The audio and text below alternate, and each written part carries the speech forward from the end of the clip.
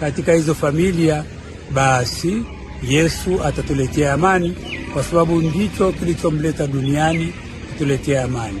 Kwa hiyo tunaomba sana nyumbani, wazazi muwe na amani wenyewe kwa wenyewe, wazazi na watoto muwe na amani, na kufaulu katika hilo ni lazima tulete kitu kinachoitwa malezi. Ni jambo ambalo katika mwaka huu wa sinodi wa Jimbo Katoliki Moshi tumekazia sana malezi. Wazazi muwalee watoto vizuri, na katika kulea tumesema jambo moja tunalotaka tuwalee watoto hasa wa siku hizi ni matumizi mazuri ya simu. Simu ni chombo kizuri sana cha kuleta maendeleo na kinafanya kazi nyingi sana, lakini pia simu ni chombo cha hatari ambacho kinatuharibu kwa namna mbalimbali. Kwa hiyo tumeomba katika familia, wakati tuwakula, simu tuwekwe pembeni, tule kwa mazungumzano ya pamoja.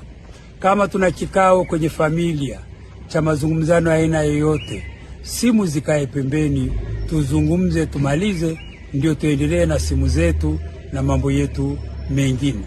Kwa hiyo katika mada hiyo moja kubwa ambayo tumeimalizia mwezi mmoja uliopita ya mawasiliano, tunaomba tubadilike, tuweze kutumia simu vizuri, tusije tukapoteza ule utamaduni wetu wa tangu mwanzo wa wazazi kuongea na watoto wao, bibi au babu kuongea na wajukuu ana kwa ana, kwa sababu hiyo ndio imetuletea maendeleo makubwa na ustawi katika mambo ya maadili, jambo ambalo limepotea sana sehemu nyingi duniani.